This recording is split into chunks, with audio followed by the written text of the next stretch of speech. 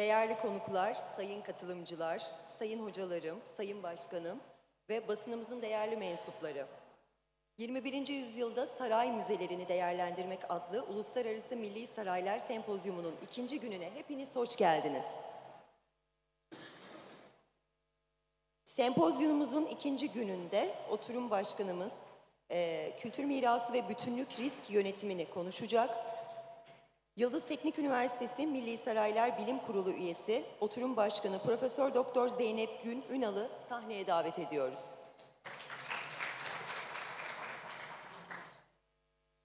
İklim Değişikliği, Afet Risk Yönetimi Proje Sorumlusu İtalya'dan Doktor Ronit Yikhasu'yu sahneye davet ediyoruz.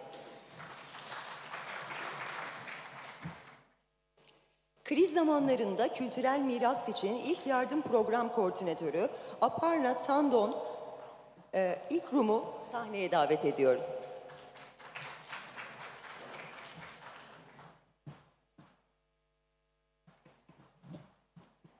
Kültür ve Turizm Bakanlığı, Kültür Varlıkları ve Müzeler Genel Müdürlüğü, Kaçakçılıkla Mücadele Daire Başkanı Sayın Zeynep Boz'u sahneye davet ediyoruz.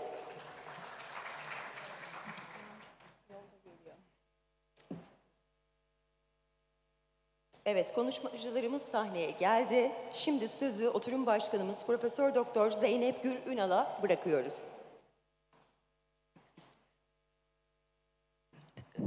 Değerli konuklar, hayırlı sabahlar diliyorum öncelikle. Dün yoğun bir programdan sonra bugün aynı yoğunlukta ve derinlikteki bir programla yeniden beraberiz.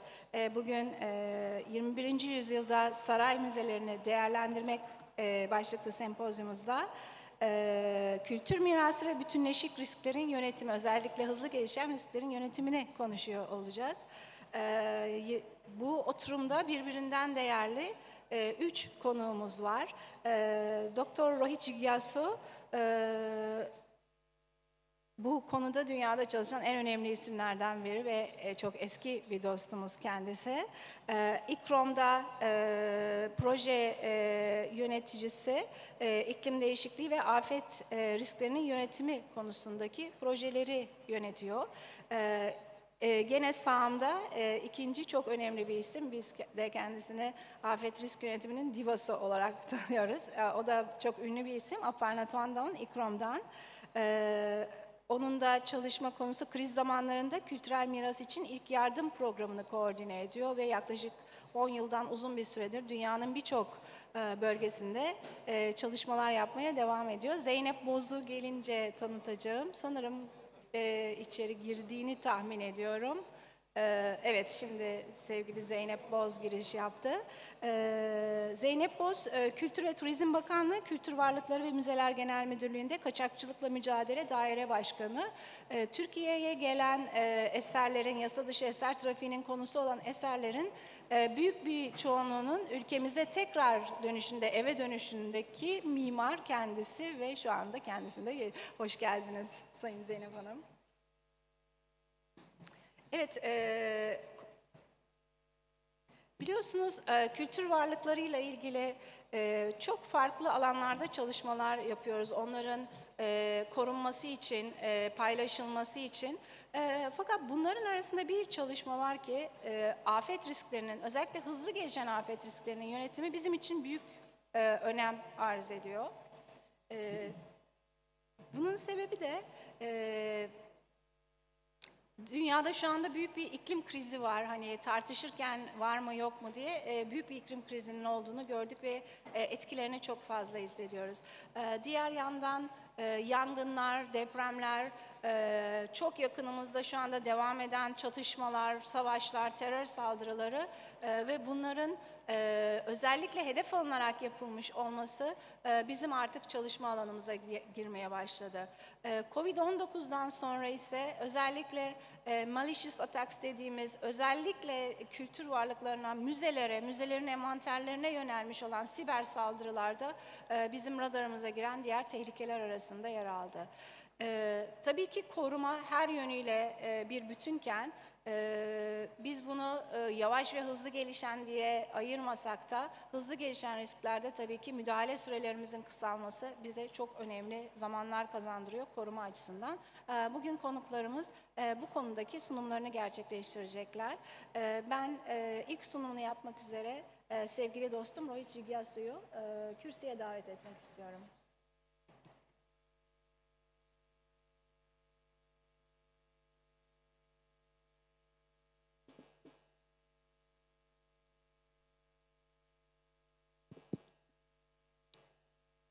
Okay, thank you very much. Maybe I can have the slides. Yes. So first of all, thank you very much. Especially thanks to my good friend Zeynep for inviting me over this, for this conference, and to all the organizers who have done such a good hospitality to us, welcoming us here in Istanbul. So very much thankful to all of you who have made our stay such a memorable one. So the presentation I'm going to give today is on integrated approach for disaster risk management and climate action for heritage, from policy to action. Well, when we talk about disasters, we can talk about many kinds of disasters, and cultural heritage is, of course, a victim of those disasters, along with many other aspects that are affected. For example, lives of people, livelihoods. So this is just one example of Nepal earthquake, which occurred a few years ago, and of many World Heritage sites that were impacted. Also, the museums were much affected. This is just one of the national museums that was damaged due to the earthquake. And in fact, that building is the storage building where many of those collections were kept, and they were at high risk after the earthquake. This is another example from an earthquake in Philippines. Again, when we talk about museums and heritage sites, one of the things that we have to be also aware of is that they may not be only collections that are kept in the museums, but they may also be objects that are part of the day-to-day use of in the heritage site. So, for example, in this church, when this was damaged by earthquake, one of the bigger challenges was how to keep all these objects, the manuscripts, the bells, or the other artifacts which were part of this church, but were, of course, you had to repair the building, but you had to also take care of these collections, which are actually not the museum collections, but the collections that are of use in the building. The other kind of disaster which we also face, of course, is fire, and there have been so many incidents of fires in heritage sites and museums. This is just one of the examples of fire in the National Museum in Brazil, in Rio, which you must have heard was very much affected because of a lot of factors, including the restorations or renovations that were done inside that didn't take into account the vulnerability to fire. So by adding partitions in wood, you actually increase the spread of fire. And that kind of issues one has to also consider when we think about heritage sites. So just to run through a few more examples, of course, when we talk about disasters and their effect on heritage sites and museums, we also have to be mindful of the materials used for the building and also for the collections, because if the collections are, for example, organic, they are, of course, much more vulnerable to fire. And if you have ceramic collections, it will be maybe more vulnerable to earthquakes. Along with that, we are also facing another bigger challenge now, which we all talk about, which is climate change. And we all know that the temperatures are really rising exponentially. And what we actually expect in next 50 years is rather alarming, as we all know, and IPCC has already brought out the issue of increased temperatures, but also increased precipitation. So we are going to expect, and we are already experiencing very high rainfall in a very short period of time. So what we are experiencing is a higher frequency and higher intensity to get much higher rainfall in a very short period of time. And that's another challenge that we are encountering. We also have to understand that climate change is not having the same impact around the world. There are areas which are more impacted than the others. So we cannot say that everywhere sea level is rising or everywhere temperature is increasing. In fact, the what we are more concerned about is the variability of climate, how the temperatures are fluctuating, or in some areas, maybe there is much more humid climate, but in some areas there is much drier climate. So we have to also be very much looking at the variability around the world. And of course, cities are much more impacted because of the microclimate that they create. So again, heritage, which is located in the middle of the cities, is going to be impacted much more strongly than the heritage which is maybe in the rural areas. So again, something that we have to be thinking about. Of course, greenhouse gas emissions because of the depletion of ozone layer is a huge issue, and if we don't do anything now, we can see where we are going to head. If you see the red curve there, so even if we start to do something, we are not going to flatten the curve, but we are maybe able to reduce a little bit. So this is really going to be a huge task for us, how to reduce greenhouse gas emissions in the way we do deal with interventions in our heritage sites. So, so these are the issues which we have to be concerned about. But what I want to also mention is that climate change is very much connected to disasters. And we also know that many of the climate-related disasters, whether they are storms or cyclones or typhoons or drought or flooding, we see that these kind of disasters are really increasing. And so we have to also think about disasters and climate change together. We are all aware what happened in Pakistan just a few months ago, where there were unprecedented floods and many heritage sites were very much impacted. This is one of the World Heritage Sites of Mohenjo-daro, which is being really negatively affected, especially the bricks, which have not been able to withstand the water and the humidity conditions. So this is another challenge, that our traditional materials are sometimes not used to this new environmental conditions, to which they were originally not designed for.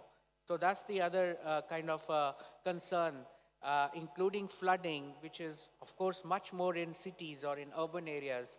We all know what happened in last year in Belgium and in Germany, where many historic settlements were flooded. And then another challenge we have is of typhoon or hurricanes. This was earlier this year, Ida, which was again created a lot of damage to heritage and also to larger property. The other issue we have to be concerned about is increased forest fires or bush fires. And we know because of higher temperature during summertime, many of our, and this is just to show last year, the kind of unprecedented forest fires that were in this whole region. And of course, this also means that many heritage sites which are in the forested areas are also going to be very highly vulnerable because of the fire being surrounding or engulfing many of these heritage sites. So again, when we think about natural heritage or natural sites and the cultural sites, there is also kind of quite a strong link. If the natural sites are becoming increasingly vulnerable, sometimes they will also affect the cultural sites. So again, the issue I want to really emphasize is that our traditional materials or construction techniques are designed not according to the new environmental conditions. We find that in many areas, we find termites, which were not there before, because the humidity conditions have generally risen. So you find new kind of insects, or in areas like this, which were dry areas, the adobe or mud construction could survive much better. But when you have very high rainfall, adobe becomes much higher vulnerable. Or you see lots of these traditional houses in mud are washed away because of these new climatic conditions. Sea level rise, of course, is another challenge we have to be concerned about. And many sites along the coast are, of course, very highly vulnerable now because of the sea level rise. In many parts of the world, for example, in Bangladesh, which are already, or in New Zealand, which are already like not so higher above the sea level, we see that the risks are much higher than the other parts. This is one of the sites which is actually expected to be underwater in next 50 years, which is very little time period if we look at it from the, we expect sea level rise to happen in much more longer time horizons.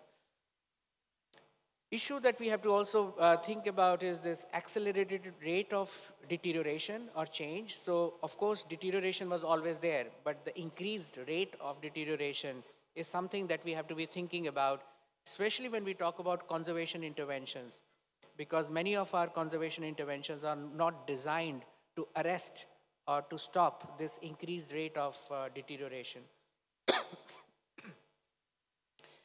So now just to summarize, this was an interesting survey which was done 2 years ago. And this survey was done not from scientists. This was done from site managers or managers of those heritage sites who are experiencing changes in their sites from direct experience. Because of course scientific evidence tells us what is happening or what is likely to happen, but what is also important for us is to know the perspective of the managers who are actually watching it from themselves, from their direct experience. And it was very interesting to see how they perceive the changes that are happening according to their own perception. So you can see all these events. But what is more important is to see them not just in terms of the environmental issues, but also in terms of economic issues. Because there is also increased cost of maintenance because of these issues. And so we have to be also thinking about how much resources we have. Are we able to really manage this requirement to address these issues? The issue of of course, direct damage to historic fabric and accelerated or progressive deterioration is an issue. But there is also issue of tourism, because tourism in many sites is being affected as well. So we talk about climate change issues in terms of the direct impact, but I think we have to be also thinking about the indirect impact, which are also quite important. So if you have very heavy rainfall for many days, it is going to have an impact on the visitors as well. So we have to kind of be mindful of those concerns also. So just also to mention the other kind of impacts probably we are not thinking about. For example, the impact on intangible heritage. In many sites, we are not able to continue with those practices or rituals that were being done before because of the new conditions that are there. Maybe it's too hot to do something. Maybe it is. So we have to be also thinking about the indirect impact in terms of how some intangible cultural practices or water shortages. In many sites, water is no longer easily available. So we see an impact as well because of that. Or landscape changes. In cultural landscapes, many of our traditional vegetation is no longer, you cannot grow them as you used to before. So you may not be able to have wine yards. The same species of grapes may not be there, and it will affect your cultural landscapes as well. So, and that indirectly will also impact the livelihoods of the people. So that's the kind of a link that one has to be also thinking about. We also find, and this was very interesting to know, that there is also forced migration or displacement of people. So many of those sites, people are moving away from those sites because they can no longer live there. So you also have the additional problem that you don't have people to really inhabit or live in those areas. And so again, it results in many other issues which are there. And I would also mention another major challenge is we don't maybe make connection, and I think Aparna will talk about it later, is the link between climate change and conflicts. Because in many parts, we also see that the conflicts are increasing because of the scarcity of resources.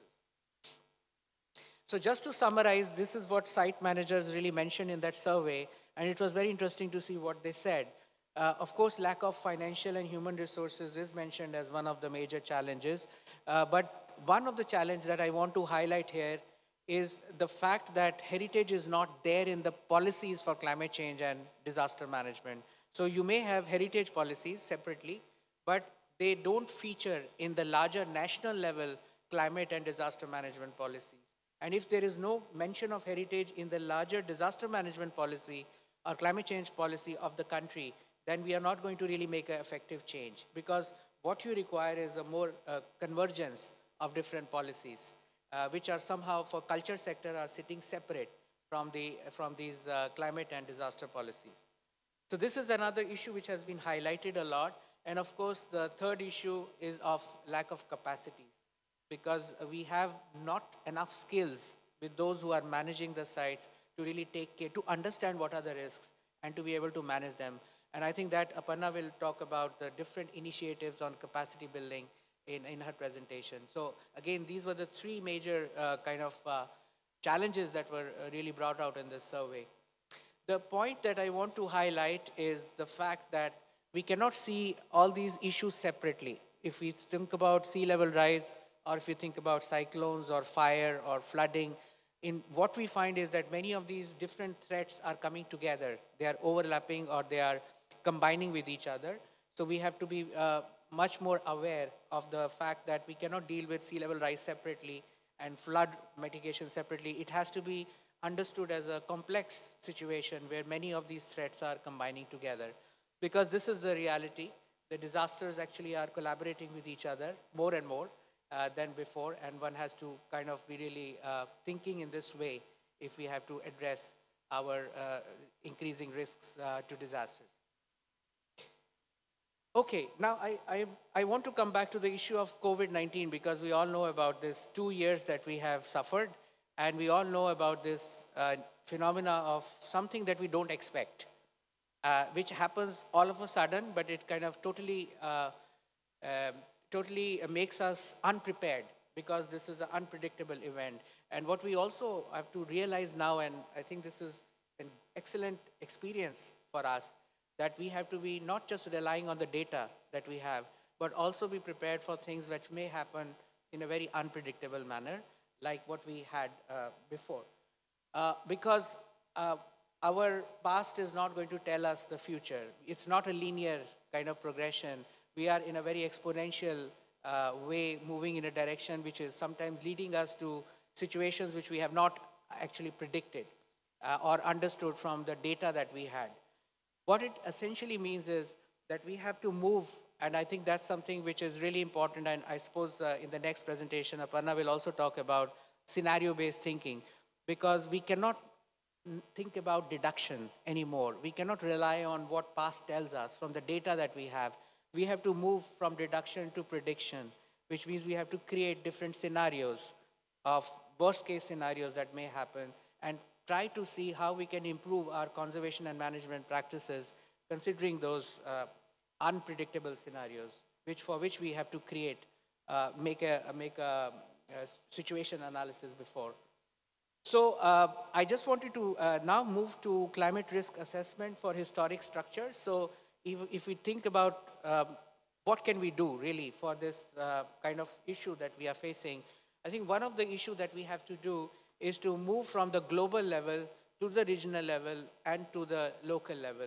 There has to be mapping at different scales, and this has to really take into account all the kind of changes that we are experiencing and we are likely to experience. And this requires us to work very closely with climate scientists who are actually developing models now to predict what may happen in next 50, 100 or 200 years. What we need to do is to overlay or put our heritage on top of those modeling and to understand what could be the impact of that kind of predictions on our heritage site. So this kind of analysis is really required. So moving from, this is a very interesting work which has been done in Germany. I just wanted to bring this out as an excellent example, which has to be really scaled up and scaled down both ways. So this is at the regional level, but then you use that data to try and analyze climate risk assessment for this building based on a really scaled down approach.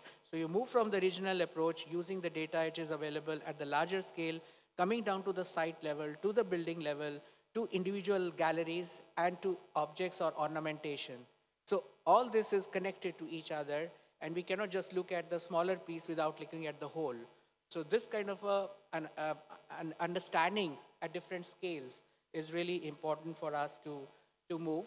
And then we have to really look at it from the longitudinal time horizons. What is it going to mean in terms of the impacts that are going to happen in next 50 or 100 years from now? Probably we are not looking at it from that longitudinal perspective. We are trying to just look at it in a very short horizon. We have to increase that horizon to be able to do something today because if things are not arrested today, may not be able to handle them later. So this is an interesting kind of a map that has been prepared for one kind of threat, which is mold growth. So you can imagine, like, if you can pick up different threats that may happen to different sites, based on these changing environmental conditions, we can make really very good analysis of what are the key concerns in the future for which we have to be prepared for. So again, there's a lot of role that building simulation or simulations can play in really analyzing these kind of threats. So I just wanted to now come down to the building level and to understand what does it mean in terms of the way we do analysis of risks or risk assessment at the museum or the building level, which essentially I want to just show one example from the assessment that was done a couple of years ago in one of the palace museums, because we are talking about palace museums. So I picked up this one from Jaipur. And just to show that, of course, there was a fire here in the museum, and this was a huge challenge how to address this fire because of the lack of access. The response was not so effective. And this lab, the fire actually started in a lab where there were chemicals there, and it kind of so the risk assessment essentially looked at all the different aspects, as I said, from the collections to the shelves or boxes in storage and display, to the building and the surroundings, and to the visitors and the staff. So they essentially need to consider all those elements. And so when one had to do the assessment of the risk, it was not just focused only on objects, but it was looking at it from the macro level point of view to the larger complex, where all these different areas were looked at. And then these were all analyzed with regards to different collections that were there in each of those galleries. Because what we need to do is to link condition assessment, the condition that is today, to what may happen in the future. So this is just to show how important it is that when we look at these larger complexes, to really break them down into different parts and do a holistic assessment rather than just focusing on one or the other objects or the areas. So this is just to show how different condition assessment that was done to look at different agents and the underlying causes, and then how this turned into a risk assessment, which is really moving from looking at the condition today to what may happen in the future. So what are the different threats or hazards in the future? Okay, so I just wanted to mention this as an example to just point out the fact that we have to really look at it not just for one area. If we're looking at the complexes, we have to maybe look at it at different levels from building to collections. The point that I want to highlight now is that climate change cannot be looked at in isolation. We cannot deal with climate change plans as separate plans, because a lot of different things that are happening around the world today are leading to climate change. So if the urban development, for example, that's happening around our heritage sites is not addressed, we cannot deal with our little site separated from the urban development around it, because that's going to have an impact on our heritage site. So while we develop plans for or programs for our heritage sites, we have to also be linking to what development plans are there for the whole city or the municipal areas around the site. Because maybe some development happening next to the museum or the palace is going to have an indirect impact on the site. But maybe we are not considering that because this is not part of our jurisdiction. So this climate change issue really requires us to move beyond our jurisdictions. It has to really enable us to contact different fields or different areas together, whether they are climate change adaptation, disaster risk reduction, sustainable development, or of course, heritage conservation and management. So I would just like to mention that importantly, we need to move, and I'm going to close here, the fact that we need to look at both mitigation of disasters, mitigation of climate change, and also we need to look at adaptation measures. Because if we cannot combine all these different, we cannot go for one solution. We have to look for a package of solutions, which have to combine mitigation for disasters, mitigation for climate change, and also adaptation measures. So this is what I would just like to conclude here. And I think the important thing we have to really go for is to overcome this challenge of mainstreaming, because heritage cannot be standalone thing. I think heritage sector has to work much more with other sectors. If we don't do that, I think we are not going to really address this issue by ourselves. So that's the thing I wanted to highlight. Thank you so much.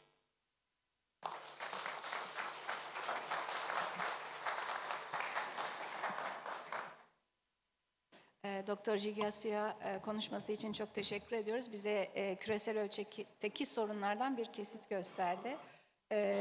Şu anda dünya nüfusunun %55'i kentlerde yaşıyor. Birleşmiş Milletler'in progresine göre bu sayı 2050 yılında %68 olarak değişecek. Bunların büyük bir kısmı da nüfusun artışında göçler dolayısıyla olacak. Dolayısıyla biz sadece bu küresel ölçekteki sorunlara bağlı göçlerle mücadele ederken ziyaretçi profillerimiz değişmiş olacak ve bizi tehdit eden riskler de değişmiş olacak. Doktor Jigyasu bu konuda bize de önemli bir kesit sundu. Çok teşekkür ediyoruz. Bir sonraki konuşmacımız sevgili Aparna Tandon. İKROM'daki tek programın lideri. Bildiğiniz gibi İKROM hükümetler arası bir organizasyon ve Türkiye'de bu organizasyonun üyesi ve bütçeye destek sağlıyoruz. Dolayısıyla bu bütçenin geri dönüşü bize afet bölgelerinde, çatışma bölgelerinde ve iklim kriziyle ilgili çalışmalardaki eğitimler olarak geri dönüyor. Sevgili Aparna'ya konuşmasını yapmak üzere söz vermek istiyorum. Thank you very much. Thank you, Zeynep. Just to have my PowerPoint up, please. Oops. Yeah. Good morning, all. And I thank the Directorate of National Palaces and Dr. Zeynep Gül Önal for inviting me here and to present İKROM's work. Just a minute, I'll just adjust the mic a little bit. Can you hear me well? Okay.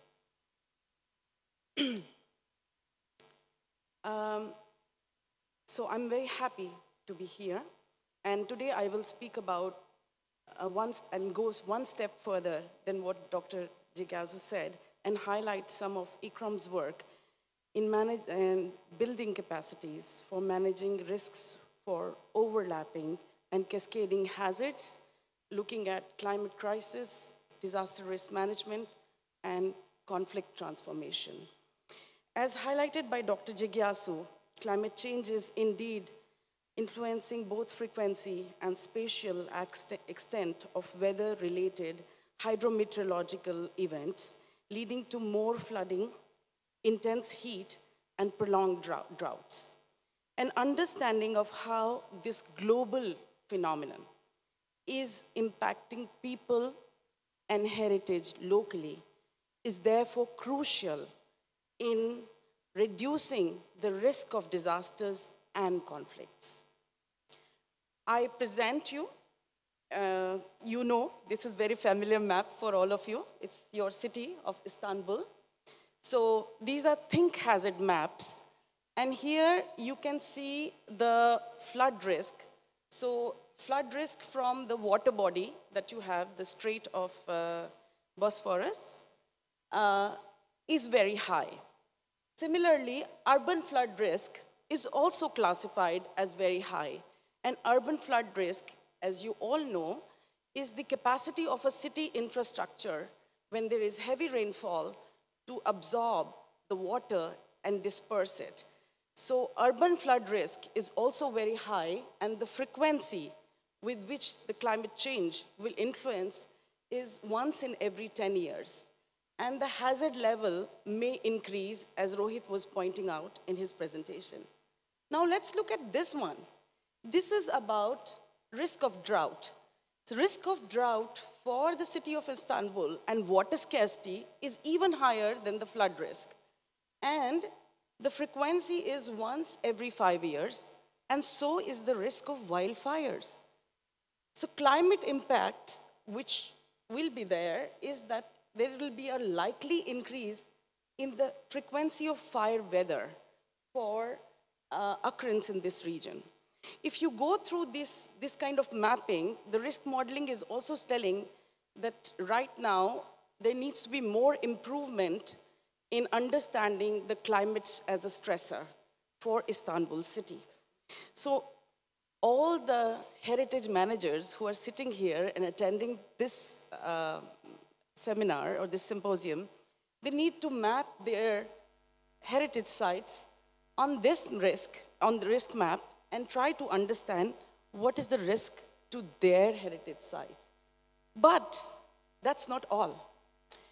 As was pointed out by Rohit, we are also looking at the risk of exponential growth. So this is a photo from Library of Congress, 1876 photo of Istanbul, beautiful Istanbul. And this is your changing landscape. This is how, oops, sorry. So it has grown. The city has grown. You have developed, and so has changed the land use of the city. The way it was, the way the infrastructure was earlier, it has changed vastly from that, and the landscape has become a huge landmass. I know, and some of these maps are from the internet and may not be latest maps, but you can understand how your city has been changing, and this change has to be kept in mind.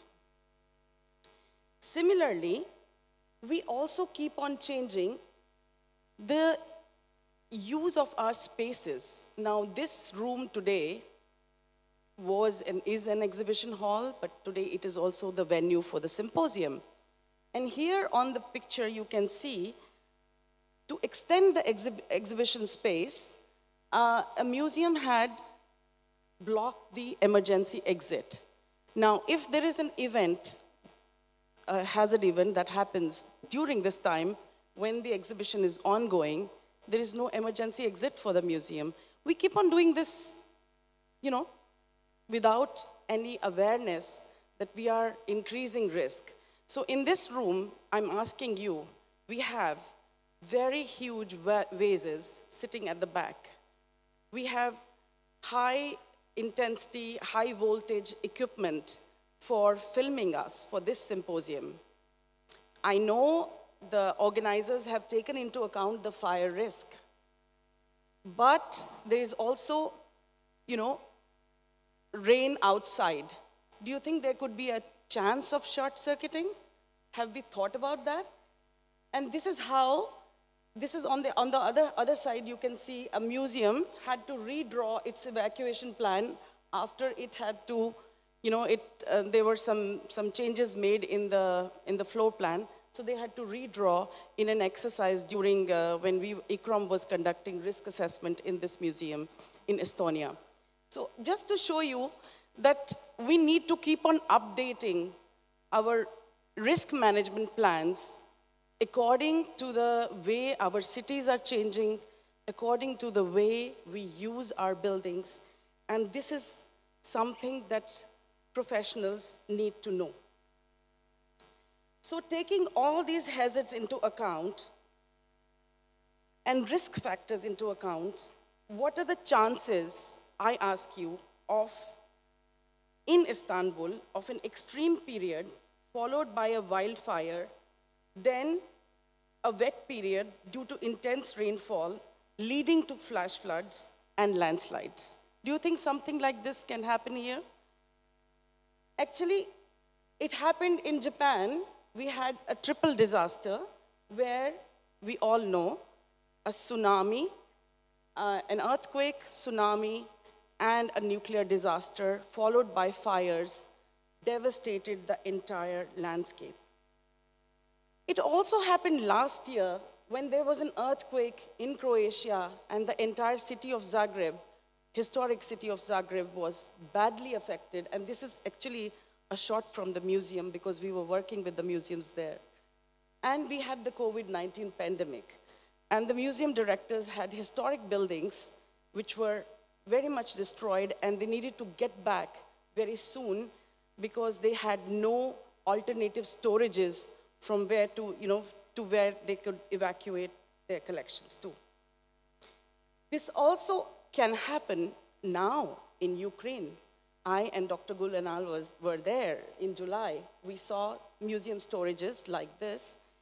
And the chance of getting flood in the basement in Ukraine, in Kiev, in museum storages is higher than chance of getting hit by a sporadic missile strike. But right now, the entire focus is on the war, on the risk of the war, but not on the risk of the flood. And we need to think about other secondary or simultaneous risk that museums or heritage sites in Ukraine might be facing. It also happened in countries which are in fragile situations, such as Afghanistan. Last year, the Bamiyan Buddha Archaeological Park storage was looted as Taliban were taking charge of the city in Kabul. And this is how the looted storage looked. And when our colleagues went to see the storage, this is how it was.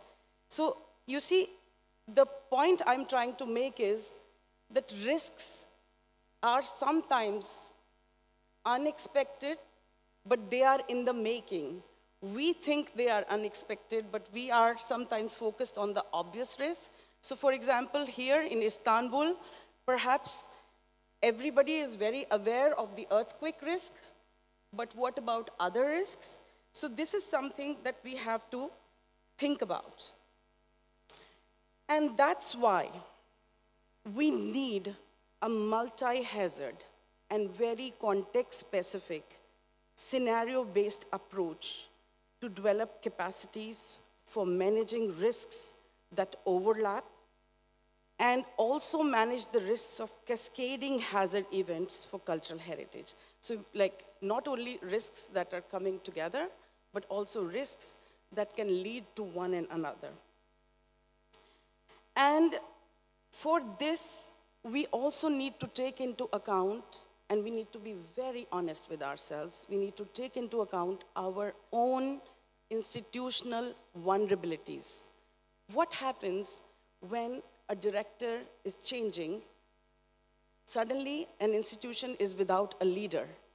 In that period, an institution is most vulnerable because there is nobody at the helm of the institution to take decisions. So even these kind of changes are very important in risk management. As a response to this, ICROM's First Aid and Resilience for Cultural Heritage in Times of Crisis program has developed a cascading capacity development model, which I would like to share with you today. This is the only program of ICROM which is working for building capacities in times of conflicts, disasters, and also tackling the climate crisis. And it is dedicated to working in the area before, during, after a conflict or a disaster, and also now tackling the climate crisis. We leverage the safeguard of cultural heritage for disaster risk reduction, for building peace and security, and for promoting climate action. And we develop capacities through hybrid training, both in person and online, and supported by mentoring. So by now, we have more than 1,000 cultural first aiders in 100 countries. Our multidisciplinary training involves teams, so not one person. We invite teams from each country to join from a site. And these teams are engineers, architects, movable heritage specialists. So the idea is to make maximum exchange and to look at heritage in its context, also considering movable, immovable, and intangible aspects of heritage. But not only that, also inviting civil defense, disaster risk reduction, climate scientists, all these kind of people to the table so that we can work together and we can look at our heritage sites in their totality. Our training is mostly scenario-based, as was also pointed out by Dr. Jigyasu. And it is not only to understand, like how one hazard would penetrate, but it's to understand how multiple hazards could be acting at the same time in the institution. And we look at floor plans, we talk to hazard specialists, climate scientists, and we try to bring it down to the site level and also understand the dynamic changes in an institution when a blocked entrance could create more vulnerability inside a place. This is also to understand how materials will be impacted. So it's very important what Mr. Jagyasu was pointing out in his, those studies of like how mold would grow or how, certain other factors would be at play during a risk event is very important to keep in mind, and how eventually they would affect heritage and in which way. We also then work in the same scenario on mitigation and preparedness, and also take into account what capacities exist. For example, this is from another museum where our team had made these priority sheets where civil defense or firefighters can actually go inside a gallery and locate priority items or handle them in a certain way. So this is just to give you an example. I removed the original item because I didn't want to share priority item of another museum with publicly. So just to show how simple things can build resilience. So it's not only about our capacity to reduce or ex-ante action, but it's also our ability to respond and respond efficiently with other people. Right? When we build these kind of scenarios, we also look at the interaction between extreme natural events and conflicts, because if we do not handle a natural hazard event emergency correctly, we can have conflict in a country. And especially in fragile settings, this can happen more often. People can be angry, and this can in turn impact heritage. So to understand the interplay between climate hazards, climatic hazards, or natural hazard events, conflicts, and heritage, we have developed some tools that can help institutions to understand what is their conflict risk. If there is a natural hazard event going on, or without a natural hazard event, what's the conflict risk to their heritage? We also have developed some very important tools for engaging citizens. Because here, as I was going around this palace, this beautiful Topkapi Palace grounds and the Hagia Sophia grounds, I was realizing that so many people here, the caretakers, the restaurant owners, they have such knowledge about this place, what makes it special. And they also have knowledge about risks that this place might have. They can even tell you what happens because they live in this place, what happens here in intense rain, for example, what happens here under extreme heat conditions, what's the water scarcity level.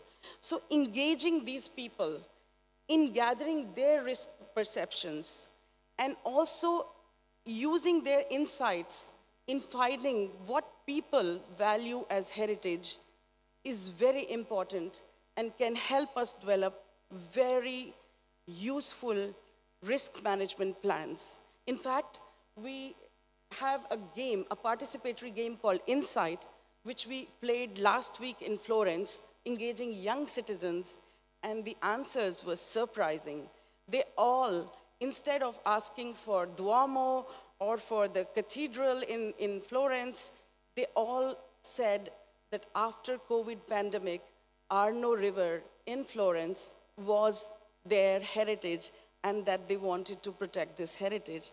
they said that the Santa Maria Novella station, which is a railway station in Florence, is their heritage. So this is the young citizens telling us something very different than what heritage authorities in Florence tell. It's a World Heritage Site, but within that World Heritage Site, citizens see different buildings and different landmarks and land features, and they value them in a very different way. So here is Dr. Zainab Gulanal. We also do, when we are doing this kind of training, it's not on paper. It has to be also put into practice. So simulation is very important. Simulating disaster events and working with actors who are civil protection or fire brigade is very, very important. So we have these very large, elaborate scenarios.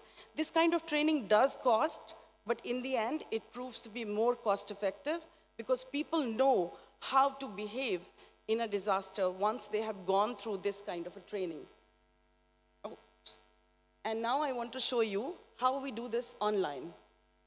So this is a museum which we actually had, we did the 3D modeling here. We created some props. And we actually take first people online and we show simulation-based training. And it's very good because you can have your firemen, your civil defense, everybody sitting together and then saying, would you save this museum under this kind of a scenario?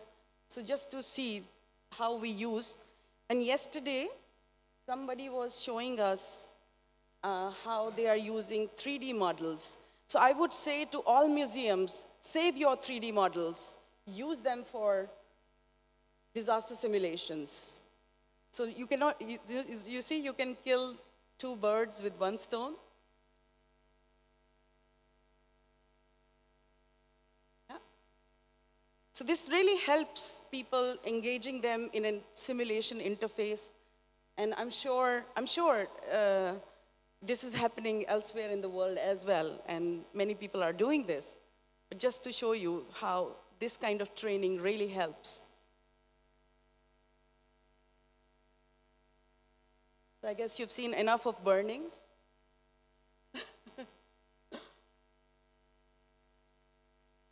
So we actually, when we work with fire risk managers, we can actually also calculate the time when something will explode. And this is actually, this is a museum, this is an actual museum, and this is how it is. And we are very grateful to that museum for sharing their, space with us and allowing us to build a video like this.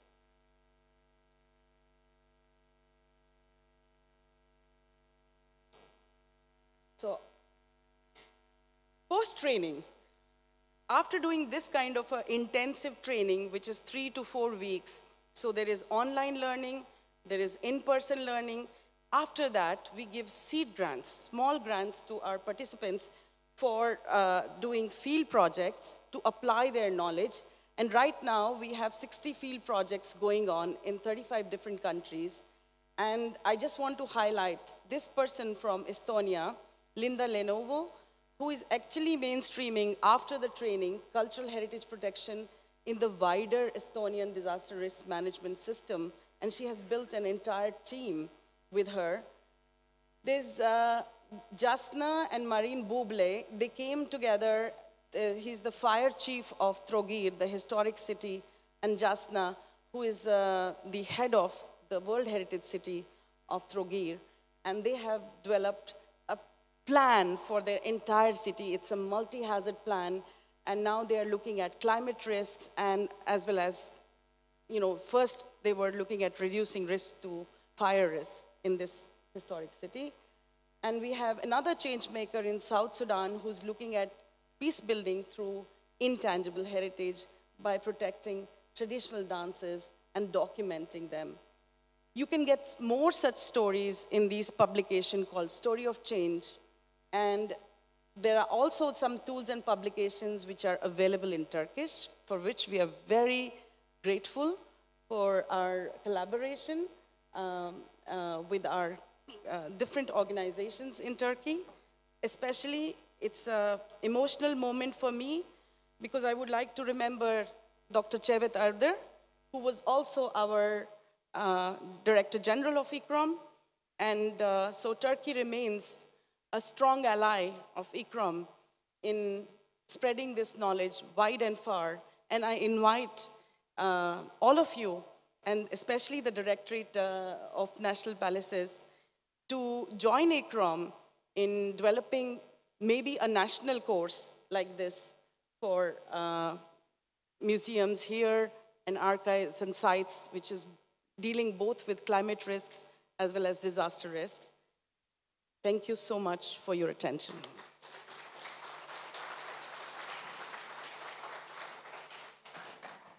Aparna Tandon'a sunumu için çok teşekkür ediyoruz. Gerçekten dünyada afet risk yönetimi için oyun değiştirici programlardan bir tanesi. Bazen birlikte çalışma şansımız oluyor ve afet senaryoları üzerinde çalışıyoruz ve hemen sonrasında hazırladığımız senaryoların bazıları gerçekleşince nereden biliyordunuz diye soruyorlar. Aslında bilmiyoruz, hesap ediyoruz. Tahminler tutmuş oluyor. Çok teşekkür ediyoruz. Umarım birlikte program yapma şansını da buluruz. Evet, son konuşmacımızı aslında çoğunuz tanıyorsunuz. Medyada yer alan kültür varlıklarımızın eve dönüş hikayelerinin aslında arkasındaki büyük güç sevgili Zeynep Boz. Ben de heyecanla bekliyorum çünkü ben de medyadan özellikle sevgili Zeynep Boz'u takip ediyorum. Başarılarını ülke olarak takdir ediyoruz. Söz sizin Zeynep Hocam. Hocam öncelikle nazik sunumunuzu tanıştırmanız için ve de tabii ki Milli Saraylar Başkanlığı'na bu nazik davet ve güzel organizasyon için teşekkürlerimi sunarak başlamak istiyorum. Kültür ve Turizm Bakanlığı'nın altında 1980'li yılların sonunda kaçakçılıkla mücadele diye bir birim kuruluyor. Bir şube müdürlüğü seviyesinde ve daha çok yurt dışından getirilecek eserlerin, yani yasa dışı yollarla ülkemizden gitmiş ve yurt dışından iadesi sağlanacak eserler üzerinde duran bir birim. Yurt içindeki çalışmalar biraz daha Türkiye'nin çeşitli yerlerine yayılmış müzeler eliyle, onların daha ziyade yüküyle, daha doğrusu yüklenmesiyle süren bir çalışma olarak ele alınmış. 2007 yılında ben işe başladım. Bir grup akranımla beraber ve çok açtık çalışmaya. Bir şeyler ortaya koymak bizim için çok önemliydi. Ve buna el verir de bir yönetimle karşılaşınca biz biraz da bu yurt içi kaçakçılıkla mücadelenin de eğitim farkındalığın da üstüne gitmek istedik. Şimdi kültür varlığı kaçakçılığı dediğimiz zaman evet, öncelikle aklımıza gelen ve medyanın da son derece yüksek ilgi gösterdiği yurt dışında bulunan eserlerimizin iadesi var. Belki çok kısaca ondan başlayıp daha sonra bugünün asıl konusu olan riskler ve bu risklere karşı alınan tedbirlerle devam etmek yerinde olabilir. Yurt dışına kültür varlıkları kaçak yollarla gidiyor. Bunun çeşitli farklı yöntemlerini veya ait olduğu döneme göre özelliklerini söylemek mümkün.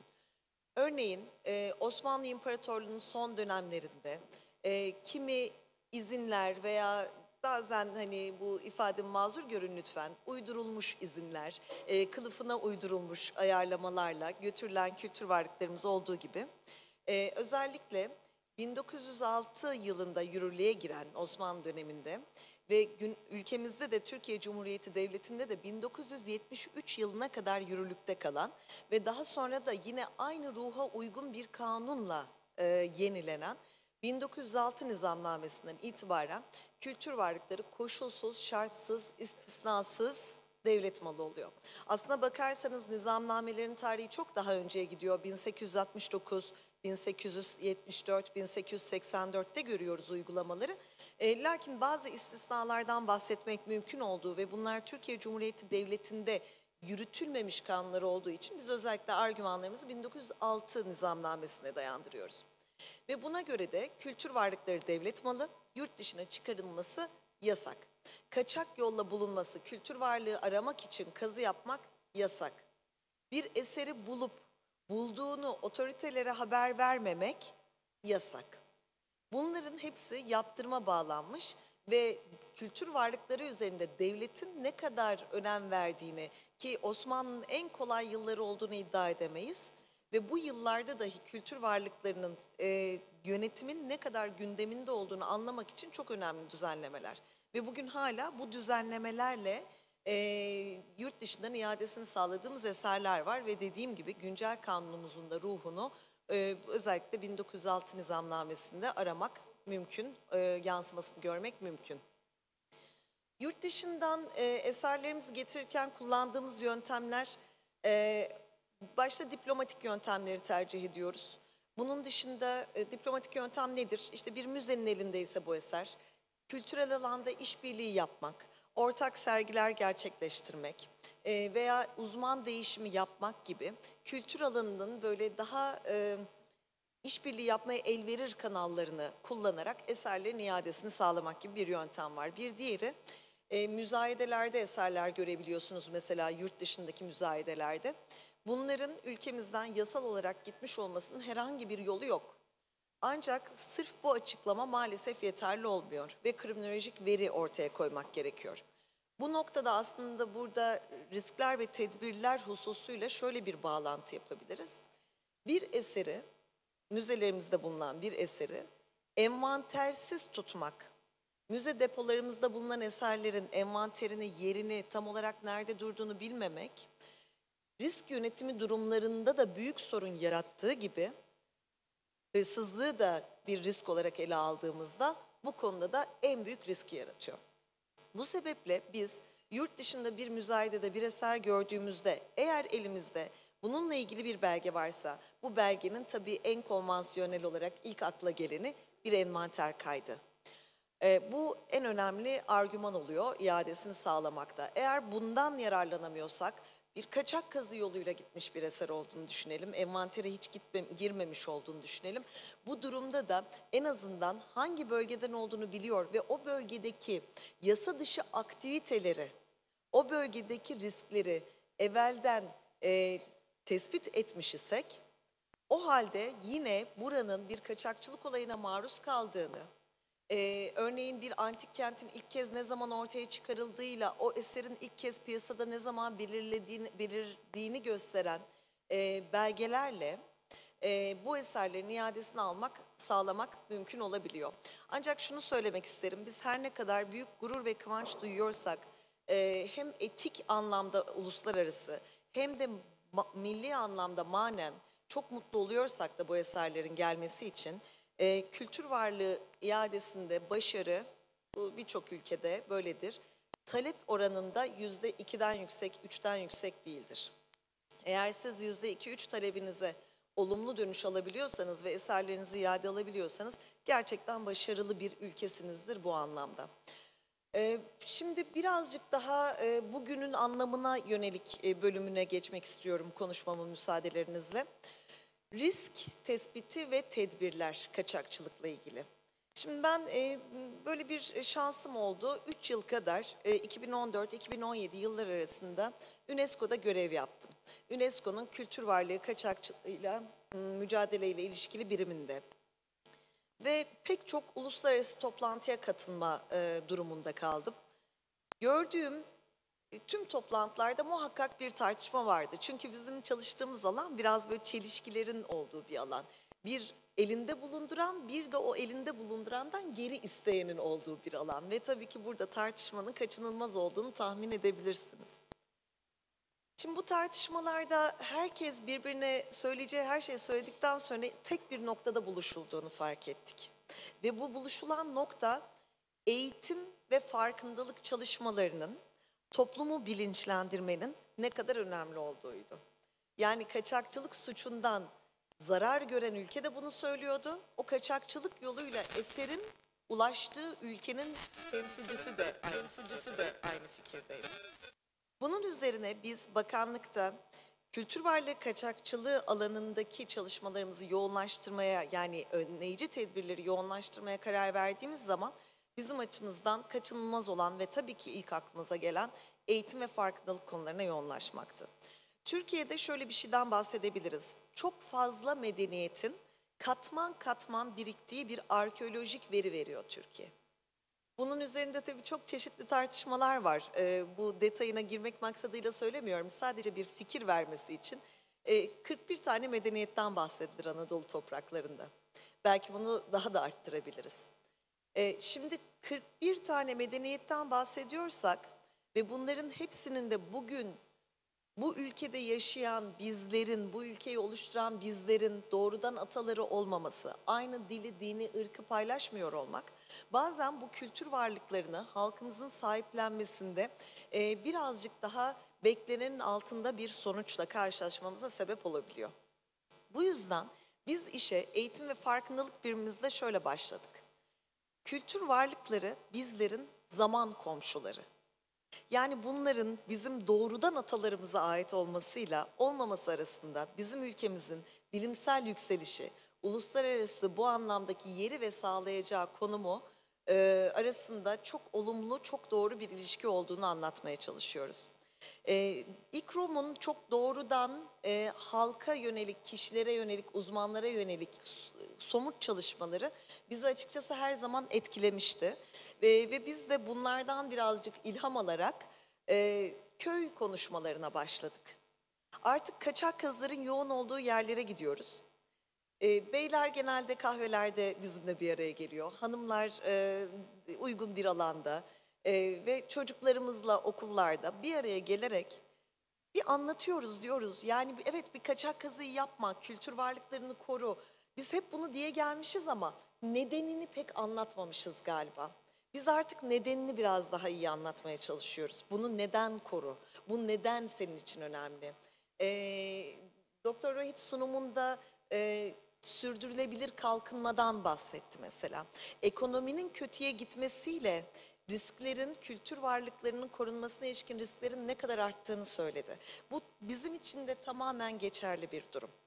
Ekonomik sıkıntı veya işsizlik gibi süreçlerin, durumların kültür varlığı kaçakçılığını ne kadar arttırdığını gördük.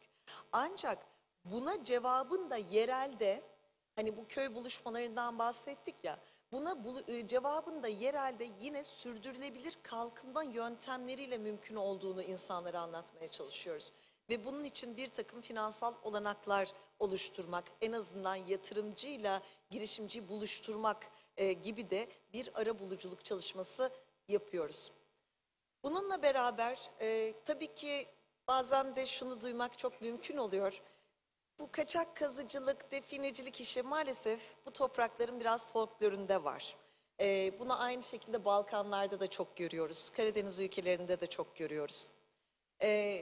Hurafelere inanmak ve bir takım duygularımızın çok kolay dolandırıcılar ve kötü niyetli insanlar tarafından kullanılması, bu esnada da hem kültür varlıklarımıza hem de ülkemizin itibarına zarar veren bir grubun olduğu aşikar.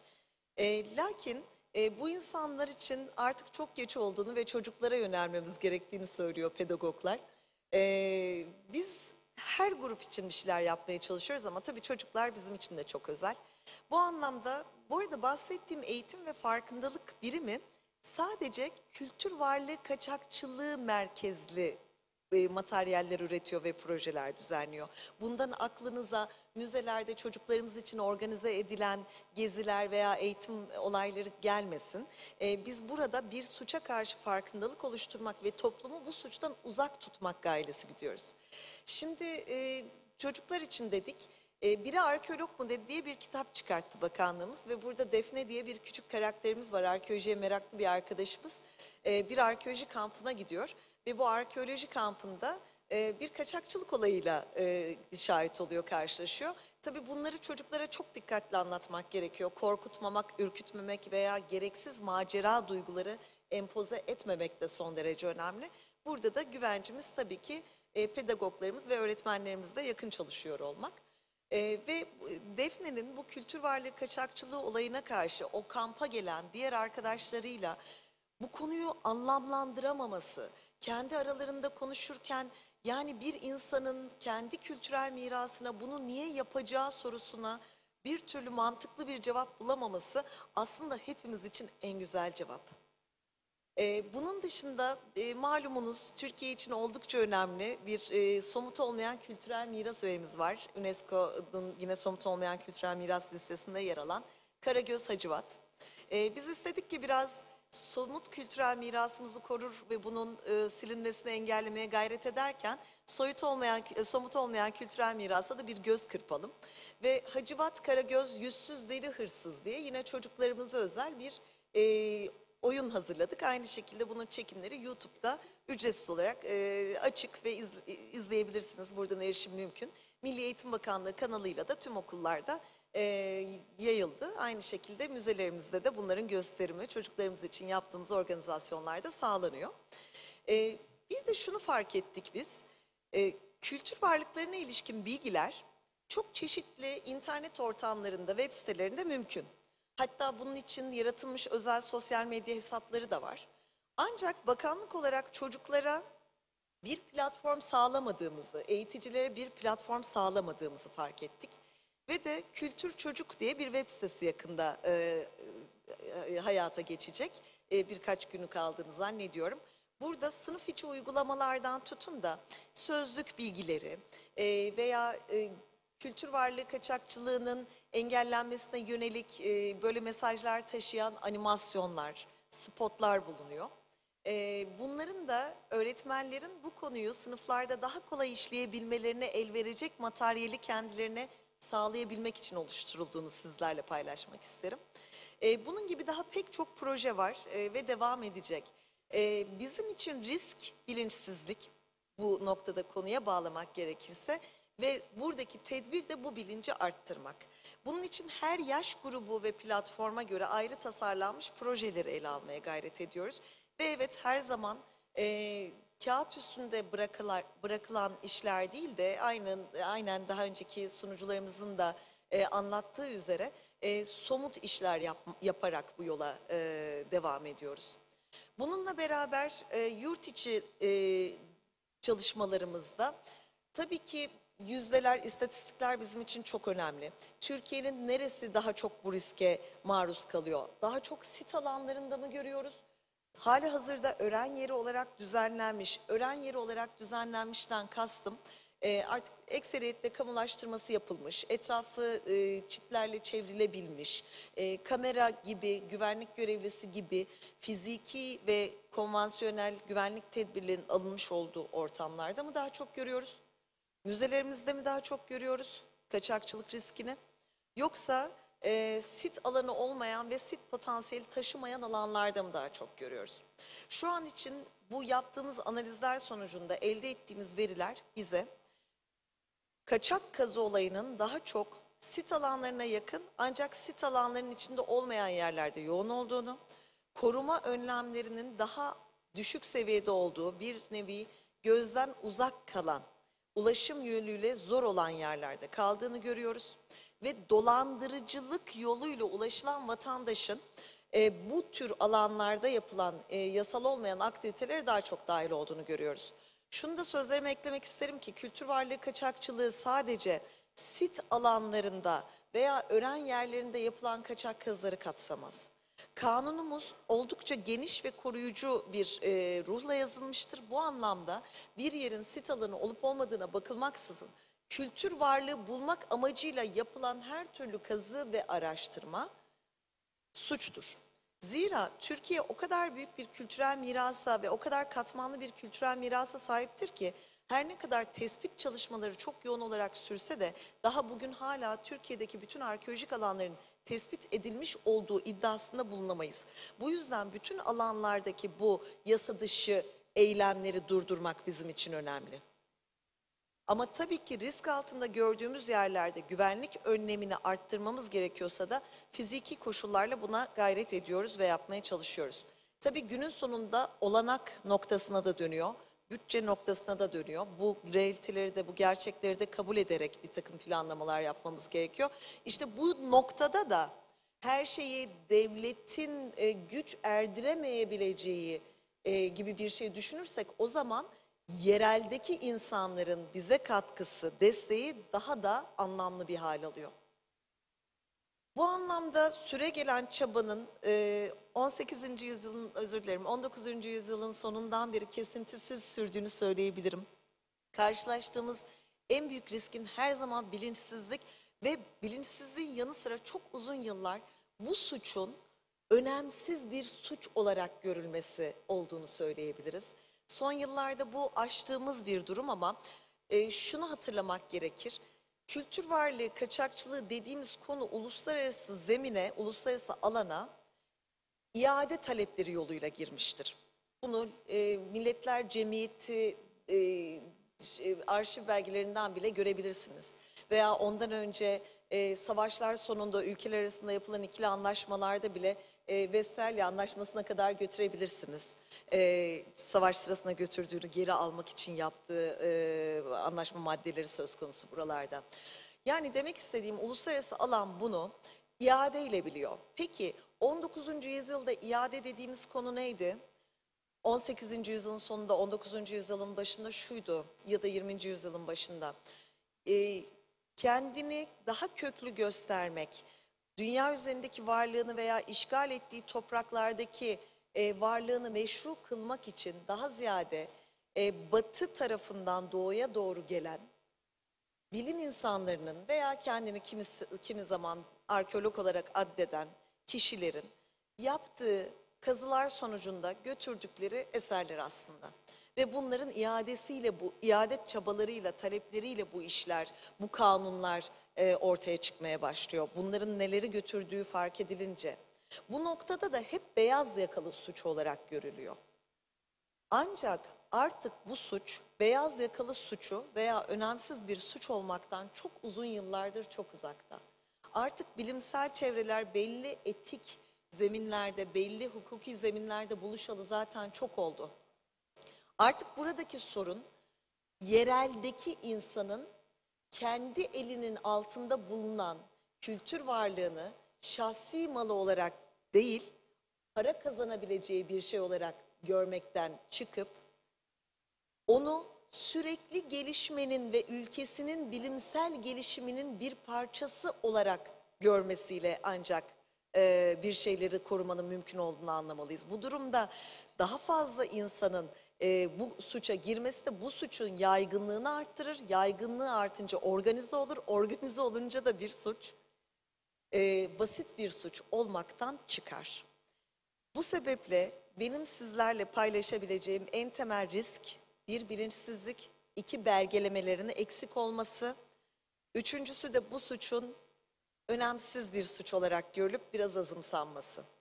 Bizim mücadelemiz bu üç satıhta devam ediyor ve aldığımız tedbirler de bu tespit ettiğimiz üç ana riskin cevabı olarak devam ediyor.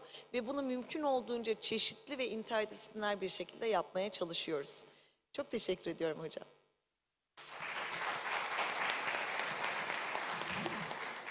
Sevgili Zeynep Boz hocamıza da çok teşekkür ediyoruz.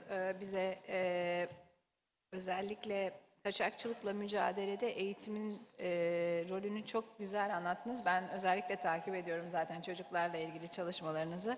Belki biz de saraylarımız bünyesinde böyle bir çalışmayı birlikte gerçekleştirme şansı buluruz. Efendim sunumlarımız sona erdi. Acaba salondan soru var mı? Biraz saatin dışına çıktık ama tabii misafirlerimiz çok uzun yoldan geldiği için merak ettiğiniz bir konu varsa şimdi sorabilirsiniz. Ya da kahve arasında bir sohbet etme şansınız da olabilir. Evet, sanırım salondan soru yok. O zaman ben değerli katılımcılara çok teşekkür ediyorum sunumları için. Sanırım 10 dakika ara mı ya da size devrediyorum. Çok teşekkürler.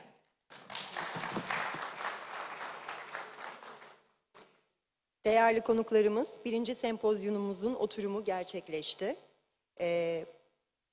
Kültür mirası ve bütünlük risk yönetimini konuştuk. Profesör Doktor Zeynep Gül Ünal başkanlığında tüm konuklarımıza, tüm katılımcılarımıza teşekkür ediyoruz. Bir 15 dakika ara vereceğiz. Aranın hemen ardından müzelerde risk yönetimi konuşulacak. Şimdilik kısa bir ara.